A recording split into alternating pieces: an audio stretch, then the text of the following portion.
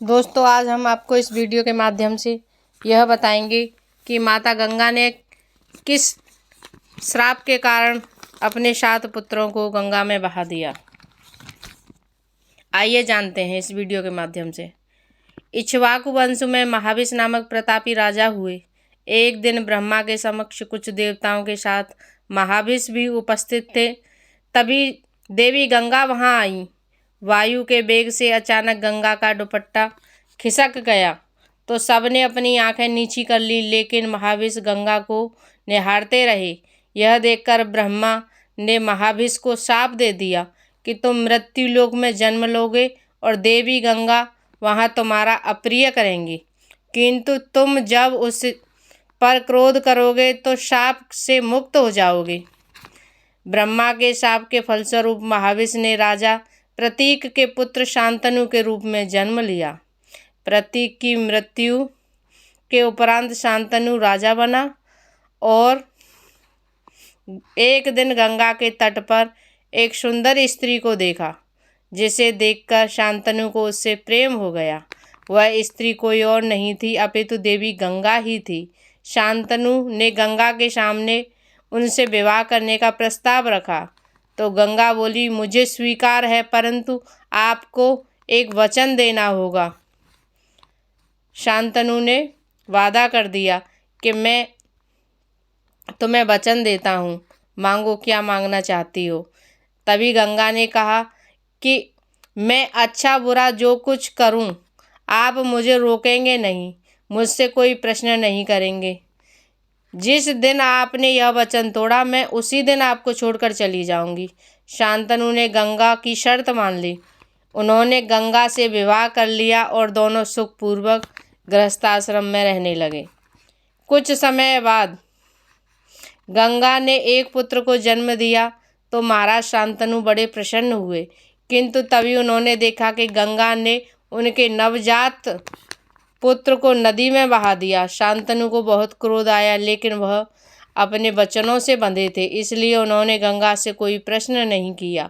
फिर कुछ समय बाद गंगा ने अपने दूसरे पुत्र को भी नदी में बहा दिया तो शांतनु को बहुत क्रोध आया, लेकिन वचनों में बंधे होने के कारण वह शांत रहे और बहुत दुखी हो गए।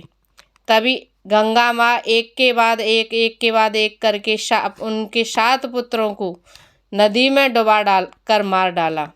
फिर जब 8वां पुत्र हुआ तो गंगा उसे भी नदी की ओर ले जाने लगी। इस पर शांतनु को सहन नहीं हुआ तो उन्होंने गंगा से नवजात शिशुओं की हत्या करने का कारण पूछा और अपने 8वें पुत्र को नदी में न बहाने के लिए आग्रह किया। तभी गंगा ने उत्तर दिया, महाराज, मैं आपके 8वें पुत्र को नदी में नहीं मारूंगी, परंतु शर्त के अनुसार अब मैं यहाँ नहीं रह सकती। ये 8 पुत्र दरअसल अष्टवसु हैं। वशिष्ठ के शाप से इन्हें मनुष्य योनि में जन्म लेना पड़ा और मैंने इन्हें शाप से मुक्त करने की प्रतिज्ञा की थी, इसलिए मैंने इन्हें जन्म लेते ही मारकर मुक्त कर दिया। मैं आपके इस 8वें पुत्र को अस्त्र शस्त्र विद्या में निपुण करूंगी और कुछ समय बाद आपको लौटा दूंगी। शांतनु ने पूछा, महर्षि वशिष्ठ ने वसु को शाप क्यों दिया था? तभी देवी गंगा ने वसुओं की कथा सुनाई। महर्षि वशिष्ठ मेरु पर्वत के निकट रहते थे। कामधेनु की पुत्री नंदिनी गाय उस समय उनके साथ वहां रहती थी। एक बार पृथु राजा और अष्टवसु अपनी पत्नियों के साथ वहां पहुंचे। उस समय वशिष्ठ आश्रम से बाहर गए हुए थे। उन 8 में से द्यौ नामक एक वसु की पत्नी की दृष्टि नंदिनी गाय पर पड़ गई। उसने द्यौ से कहा कि वह उसके लिए नंदिनी का हरण कर ले आए। द्यौ ने अपने भाइयों के साथ मिलकर वशिष्ठ की नंदिनी गाय को चुरा लिया। वशिष्ठ जब आश्रम से लौटे तो उन्हें नंदिनी वहां नहीं मिली। उन्हें दिव्य दृष्टि से पता चल गया कि वसुओं ने उसकी गाय चुराई है। तभी वशिष्ठ ने वसुओं को शाप दिया कि वसुओं ने मेरी गाय का हरण किया है, इसलिए उन्हें मनुष्य योनि में जन्म लेना होगा। वसुओं ने वशिष्ठ से क्षमा मांगी और उन्हें उनकी नंदिनी लौटा दी। तब महर्षि वशिष्ठ ने कहा, तुम में से 7 वसु तो 1-1 वर्ष में ही मनुष्य योनि से मुक्त हो जाएंगे, किंतु नंदिनी को चुराने वाले द्यौ नामक वसु को बहुत लंबे समय तक मृत्युलोक में रहना पड़ेगा।